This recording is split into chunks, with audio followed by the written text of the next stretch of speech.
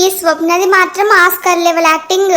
యువతల అత్తయ్య అవతల అన్నయ్య ఇద్దరు పట్టుకొని వస్తున్నారు ఆమె గారిని.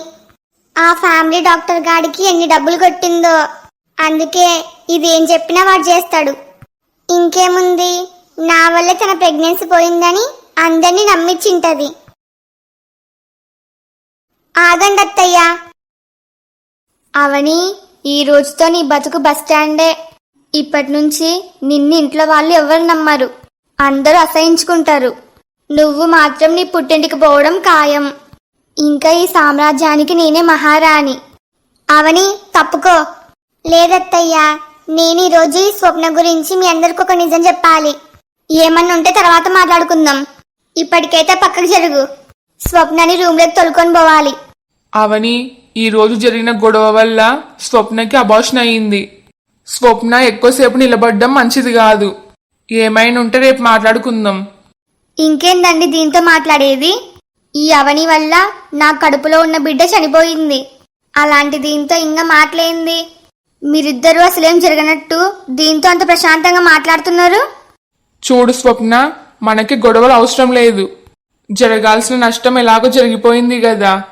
అన్నయ్య, మీరందరూ బాధపడుతున్నట్టు మీకెవ్వరికి ఎలాంటి నష్టం జరగలేదు. అంటే ఏంటి నీ ఉద్దేశం? స్వప్నకి అబార్షన్ అయితే ఎవరికి బాధ ఉండదా? అయినా నువ్వేంది, నీ వల్లే స్వప్నకి అబార్షన్ అయిందని చెప్తుంటే నీ ముఖంలో కొంచెం కూడా బాధ లేదు. మళ్ళీ రివర్స్ లో ఇలాంటి నష్టం జరగలేదు అంటున్నావు. చూడమ్మా అవని, ముందన్నే బావ నీ మీద చాలా కోపంగా ఉన్నాడు. బయట రాకేష్తో మాట్లాడుతున్నాడు. బావ ఇంట్లోకి వచ్చేలోపు నువ్వు అడ్డు తప్పుకో. మళ్ళీ నువ్వు ఇట్లా మాట్లాడుతున్నావని తెలిస్తే బావ కోపం డబల్ అవుతుంది. మీరంతా నన్ను ఎంత తిట్టుకున్నా ఎంత కోపన్నా పర్లేదు, ఈ రోజు మాత్రం నేను చెప్పాల్సిన నిజం చెప్పాల్సిందే. మళ్ళేంది గొడవ? చూడన్నయ్యా, ఈ అవని నన్ను లోపలికి పోనిస్తలేదు. అదీగాక నాకే అబార్షన్ అయినందుకు దీనికి కొంచెం కూడా బాధనే లేదు. నన్ను లోపలికి పోనీయకుండా నా గురించి ఏదో నిజం చెప్పాలని డ్రామా ఆడుతుంది మళ్ళీ. ఈ అవని నాతో పొద్దున మాట్లాడిన తీరును చూస్తే నేను ముందరనే అనుకున్నా, స్వప్నకి నీ వల్ల అబార్షన్ అయినా కూడా నువ్వు కొంచెం కూడా బాధపడవని. స్వప్న, ఈ అవని నీకు చేసిన అన్యాయానికి ఏం చేసినా ఈ అవనికి పాపం పోదు. నువ్వేమీ బాధపడొద్దు. ఈ అవని నీ కాళ్ళపైన పడి ఖచ్చితంగా క్షమాపణ అడగాలి. అట్లయితేనే ఈ ఇంట్లో ఉంటది, లేకపోతే లేదు. బావా, ఇప్పుడు అదంతా ఎందుకు? అవని కూడా కావాలని ఏం చేసలేదు. ఇంతటితో ఈ విషయాన్ని వదిలేయి. అవునరా, ఊకెందుకు ఇంట్లో గొడవలు? లేదు, అవని చేసిన తప్పుకి అవని నా కాళ్ళపైన పడాల్సిందే. విన్నావు కదా, పోయి నా చెల్లెలు కాళ్ళ మీద పడు.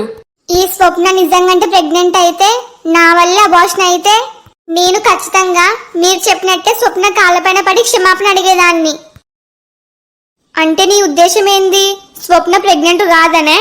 అవును, ఈ స్వప్న అసలు ప్రెగ్నెంటే కాదు, జస్ట్ ప్రెగ్నెంట్ లాగా ఇన్ని రోజులు యాక్ట్ చేసింది. అమ్మో, ఈ అవని కనిపెట్టింది. ఇప్పుడు ఏం చేయాలి? ఈ అవని చెప్పింది నిజమే అని తెలిస్తే ఇంట్లో వాళ్ళందరూ ఫస్ట్ నన్ను గంటేస్తారు. ఇంతవరకు నేను చేసిన యాక్టింగ్ మొత్తం వేస్ట్ అవుతుంది. ఇదొక్కసారి ఎట్లో గట్లా ఇంట్లో వాళ్ళందరినీ నా వైపే తిప్పుకోవాలి. ఏందమ్మా నువ్వు చెప్పేది? ఈ స్వప్న నిజంగా ప్రెగ్నెంట్ కాదా? అవునన్నయ్యా. ఇంతకీ నీకెట్లా తెలుసు? నాకి ముందరి నుంచి ఈ స్వప్న పైన డౌటే. మీ అందరికి గుర్తుందే, ఈ స్వప్నకి వాళ్ళ అత్తగారింటికి పోవడం ఇష్టం లేదు.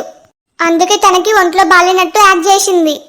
అందుకు ఫ్యామిలీ డాక్టర్ వచ్చినప్పుడు కూడా మనందరినీ రూమ్ లో ఉండనీయకుండా బయటికి పంపించింది. అప్పుడే ఆ డాక్టర్కి ఏం మాయ మాటలు చెప్పి నమ్మించిందో ఏమో. ఈ స్వప్న ప్రెగ్నెంట్ అని మనందరికి అబద్ధం చెప్పినాడు. లేదు, ఈ అవని చెప్పేటి వల్ల అబద్ధాలు. దీని మాటలు ఎవరు నమ్మొద్దు. ఆగు స్వప్న, నేను చెప్పేది ఇంకా పూర్తయలేదు. ఆ తర్వాత అత్తయ్య మామయ్య వేరే ఊరికి పోయిన రోజు ఇంట్లో ఎవరు లేరు. ఈ స్వప్న నా కళ్ళ ముందరనే పపాయి తినడం నేను నా కళ్ళారా చూసిన. అడిగితే నేను తెలియక తిన్నాను అని చెప్పింది. సరే తొందరగా హాస్పిటల్కి పోదామని చెప్తే నేను రాను అని మొండికేసింది. ఇంట్లో ఎవరికి చెప్పొద్దని నా కాళ్ళ వేళ పడి బ్రతిమాలింది. ఆ తర్వాత నాకు స్వప్న పైన బాగా డౌట్ వచ్చి తన రూమ్లోకి పోయి చూస్తే డాక్టర్ ఇచ్చిన టాబ్లెట్స్ మొత్తం అట్లే ఉన్నాయి. ఒక్క టాబ్లెట్ కూడా వేసుకునలేదు. మళ్ళీ నన్ను నమ్మడానికి ఏదో స్టోరీ అల్లింది. అదిగాక స్వప్న రూమ్ లో శానిటరీ ప్యాడ్స్ ఉన్నాయి. అవి కూడా రీసెంట్ గా షాపింగ్ పోయినప్పుడు తెచ్చుకేయింది. మరి ప్రెగ్నెంట్ అయిన స్వప్నకి శానిటరీ ప్యాడ్స్ తో పనేముంది? అప్పుడే నాకు కన్ఫర్మ్ అయిపోయింది ఈ స్వప్న ప్రెగ్నెంట్ కాదు అని. ఈ రోజు కూడా అన్నయ్య స్వప్నని తన ఫ్రెండ్ హాస్పిటల్ కి తొలుకొని పోతా అని చెప్పినందుకు ఈ స్వప్న బండారం ఎడబయట పడుతుందో అని నాతో కావాలని గొడవ పడి నన్ను రెచ్చగొట్టి ఒక్క దెబ్బ కొట్టగానే కింద పడి కడుపు నొస్తుందని యాక్ట్ చేసింది. మళ్ళీ నన్ను ఫ్యామిలీ డాక్టర్ దగ్గరికి తొలుకొని పోండి అని ఏడ్చింది. దీన్ని బట్టి ఏంటి అర్థం? ఈ స్వప్న ప్రెగ్నెంట్ కాదనే కదా. అబ్బా, ఏం స్టోరీ అల్లినావే. నీకు ఇంత టాలెంట్ ఉందని నేను అస్సలు అనుకునలేను. శబాష్ అవని. అబద్ధాలు చెప్పడానికి టాలెంట్ అవసరం, నిజాలు చెప్పడానికి అవసరం లేదు. అసలేందిదంతా? మాకసలేం అర్థమైతలేదు. ఏ స్వప్న, అవని చెప్పింది మొత్తం నిజమేనా? నువ్వు నిజంగంటే ప్రెగ్నెంట్ కాదా? ఇంతవరకు మొత్తం యాక్టింగ్ చేసినావా? మాకంతా అయోమయంగా ఉంది. అసలు ఎవరిని నమ్మాలి? అంటే ఇప్పుడు మీరందరూ అవని చెప్పిన మాటలు నమ్ముతున్నారా? నేను నిజంగంటే ప్రెగ్నెంట్ లాగా డ్రామా చేసినా అనుకుంటున్నారా? అసలు మీ అందరికీ కొంచెమన్నా మనసుందా? నేను అప్పుడప్పుడు తింగర పనులు చేసి మీ అందరితో తిట్లు తిని ఉండొచ్చు. అట్లని మరీ నేను ప్రెగ్నెంట్ కాకపోయినా ప్రెగ్నెంట్ అని అబద్ధం చెప్పి మీ అందరినీ నమ్మించి డ్రామా ఆడేంత దిగజారిపోయలేను. నేనే కాదు, ఏ తల్లి కూడా ప్రెగ్నెంట్ అని అబద్ధం చెప్పదు. ఈ అవని మొత్తం తలా తోక లేకుండా మాట్లాడుతుంది. నిజమే, ఆ రోజు డాక్టర్ ఇంటికి వచ్చినప్పుడు నేను మీ అందరినీ బయటికి పొమ్మని చెప్పిన. అంటే నా పర్సనల్ విషయాలన్నీ మీ అందరి ముందరనే డాక్టర్కి చెప్పాలని ఏమన్నా రూల్ ఉందా? ఇంకా పపాయ విషయానికి వస్తే నేను నిజంగంటే తెలియక తిన్నాను. మళ్ళీ అమ్మకు తెలిస్తే నా మీద కోపడుతుందని ఎవరికి చెప్పొద్దని అవని కాళ్ళ వేలపడి బ్రతిమాలినాను. ఇంకా శానిటరీ ప్యాడ్స్ విషయానికి వస్తే నేను అలవాట్లో పొరపాటుగా మొన్న సూపర్ మార్కెట్ పోయినప్పుడు తీసుకున్నా. కానీ వాటిని ఇంతవరకు ఓపెన్ చేసలేను. కావాలంటే రూమ్లోకి పోయి చూసుకోండి. ఇంకా హాస్పిటల్ విషయానికి వస్తే నా గురించి మీ అందరికీ మొదటి నుంచి తెలిసిందే కదా. నాకు డాక్టర్లు అంటే మస్తు భయం.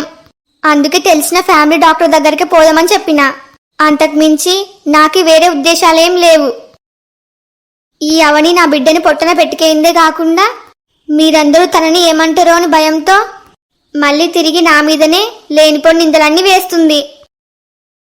నేను ముందరనే నా బిడ్డని కోల్పోయినా అని మస్తు బాధపడుతున్నా.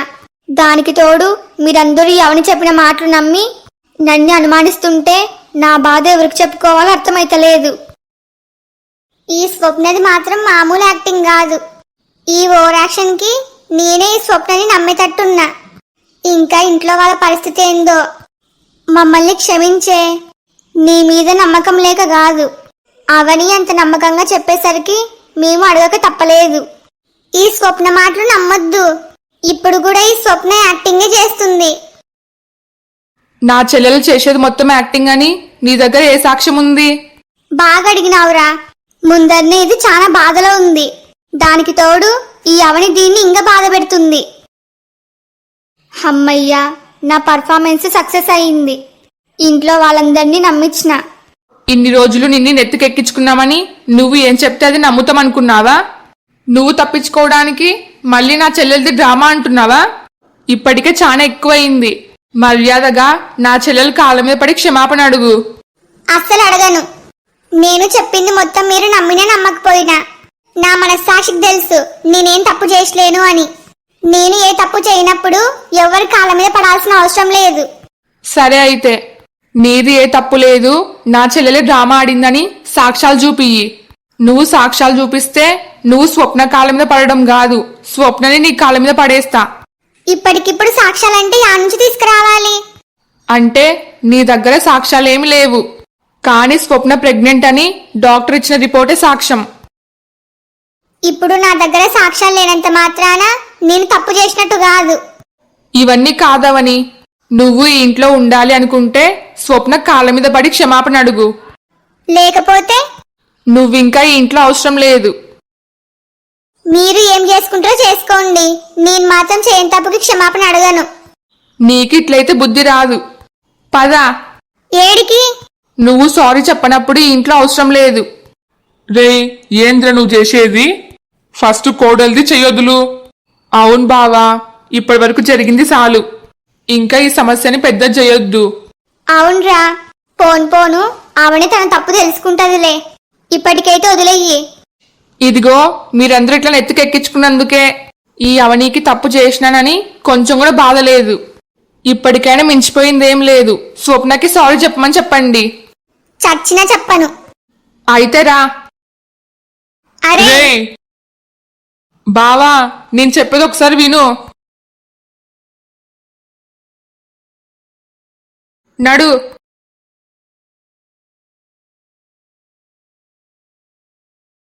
రే, ఏంద్రా ఈ ఆవేశం?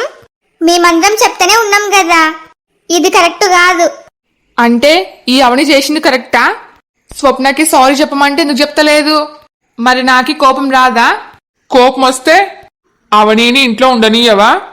అవును బావా, ఏమన్నుంటే కూర్చొని మాట్లాడుకోవాలి గాని ఈ పద్ధతి ఏం బాలేదు. మీరు ఎన్నైనా చెప్పండి, స్వప్న ప్రెగ్నెంటే అని, తనకి అబార్షన్ అయిందని డాక్టర్ ఇచ్చిన రిపోర్ట్స్ ఉన్నాయి. మరి అవని చెప్పేదానికి సాక్ష్యాలేమున్నాయి? అడ్డంగా దొరికిపోయినా గాని తన తప్పు మాత్రం తెలుసుకుంటలేదు. చూడమ్మావని, నువ్వు స్వప్న విషయంలో ఏదో పొరపాటు పడినట్టున్నావు. హాస్పిటల్లో డాక్టర్ చెప్పినాడు బలంగా కింద పడ్డం వల్ల స్వప్నకి ప్రెగ్నెన్సీ పోయింది అని. నా మాటిని ఆ సారీ ఏదో చెప్పేయమ్మా. ఈ గొడవ ఇంకా పెద్దగా కావడం నాకు ఇష్టం లేదు. నన్ను క్షమించండి మామయ్య, నేను స్వప్నకి సారీ చెప్పను కూడా.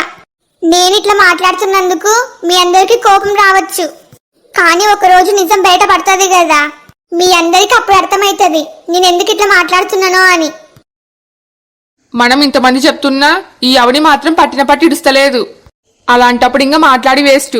తనిష్టం, బయట ఎంతసేపైనా ఉండనులే. సారీ చెప్తే గాని లోపలికి ఎవరు రానియకూడదు. అరే, నా మాటిను, ఇంత మొండితనం మంచిది కాదు. బయట కూడా వాతావరణం ఏం బాలేదు, కొంచెం ఉంటే వర్షం వచ్చేలాగుంది. ఆ తెలివి ఉండాల్సింది నాకు కాదు, అవనీకి. నేను మీ అందరికి కూడా ఇప్పుడే చెప్తున్నా, నాకి తెలియకుండా ఈ అవని దగ్గరికి ఎవరు రావడానికి వీల్లేదు. వస్తే మాత్రం నా కోపం మామూలుగా ఉండదు చెప్తున్నా. బావా అది వద్దు, మీరేం చెప్పినా వినను. తను సారీ చెప్పే వరకు బయటే. పదండి లోపలికి. చెప్పేది మీకే అర్థమైతలేదా? పదండి లోపలికి. మీరిట్లా చేసినంత మాత్రాన నేనేమైనా భయపడతా అనుకున్నారా? నేను తప్పు చేయనప్పుడు ఎవరికి సారీ చెప్పను, స్వప్నకైతే అస్సలు చెప్పను. నన్ను ఇంత అవమానిస్తారా? మీరంతకు మీరు నన్ను లోపలికి పిలిచే వరకు నేను కూడా అస్సలు రాను.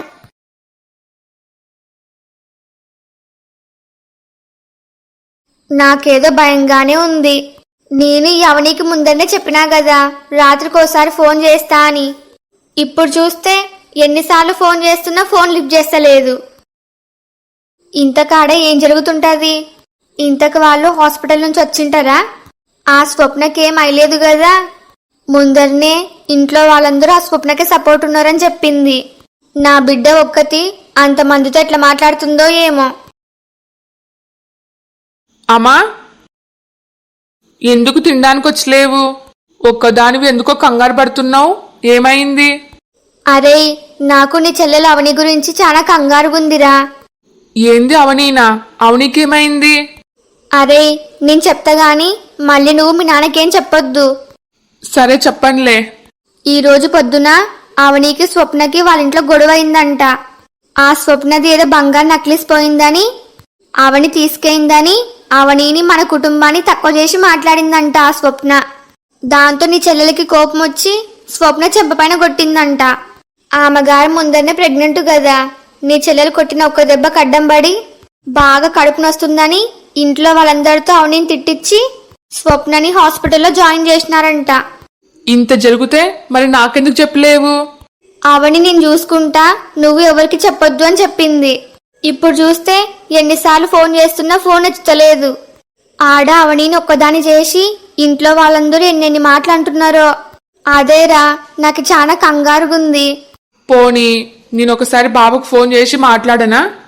సరే మాట్లాడు. బాబా ఫోన్ స్విచ్ ఆఫ్ వస్తుంది. అయ్యో, మరిప్పుడు ఎట్లా? ఇంకేముంది, అవని వాళ్ళ ఊరుకోదాం పదా. రేయ్, ఇప్పుడు టైం ఎంత అయిందో తెలుసా? అదీగాక బయట వర్షం వచ్చేలాగుంది. ఈ టైంలో ఏడికిరా పోయేది? మరి ఏం చేద్దామంటావు? ఆడ జరిగిందేమన్నా చిన్న గొడవ అనుకుంటున్నావా? ఆ స్వప్నని హాస్పిటల్లో జాయిన్ చేసే వరకు వచ్చిందంటే నా చెల్లెలు అవనీని ఎన్నెన్ని మాట్లాడుతున్నారో. అదీగాక ఫోన్ కూడా లిఫ్ట్ చేస్తలేదు అంటున్నావు కదా. ఇదేదో నాకు ముందరనే చెప్పింటే బాగుండు, సాయంత్రమే ఊరికి పోయేవాడిని. నాకు కూడా అవని దగ్గరికి పోవాలని ఉంది.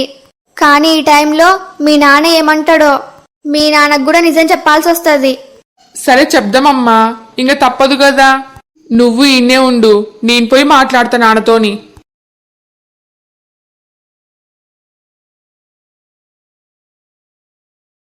జాగ్రత్తగా వెళ్ళండి. సరే నానా. ఆడ ఏమైనా తేడా జరిగిందనుకో నాకు కూడా ఫోన్ చేయండి. నేను కూడా మన వీరయ్యని తొలుకొని వస్తా. సరే అండి. అయితే ఆ స్వప్న అన్నంత పని చేసిందన్నమాట. అంత పెద్ద గొడవ అయిందంటే ఇంకా అవని పుట్టింటికి రావడం ఖాయం. నాకైతే మస్తు సంతోషంగా ఉంది. స్వప్న, నువ్వు నిజంగా గ్రేటే.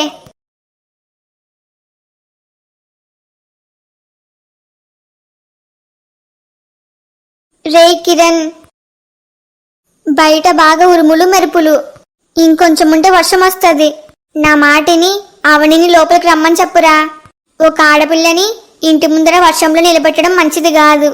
అవనీది తప్పే కావచ్చు, కానీ దండించే పద్ధతి ఇది కాదు. ఇదొక్కసారికి నా మాటినిరా. ఏంది, నాన్న బావ ఇద్దరు కలిసి నాకి నచ్చ చెప్పమని పంపించినారు నిన్ని? మీరు ఎంత చెప్పినా వేస్టే. అవని సారీ చెప్తే గాని లోపలికి రావడానికి వీల్లేదు. నన్ని పదే పదే విసిగించొద్దు. నాకేమైనా సరదానా అవనీని బయట వర్షంలో నిలబెట్టాలి అని? స్వప్నకి చిన్న సారీ చెప్పడానికి ఎందుకంత బెట్టు చేస్తుంది? ఈ వర్షం కూడా ఈ రోజే రావాలా? అయినా ఏం పర్లేదు. వాళ్ళంతకు వాళ్ళు పిలిచే వరకు ఎన్ని ఉరుములైనా ఎన్ని మెరుపులైనా ఎంత గాలివానైనా ఈయన్నే ఉంటా.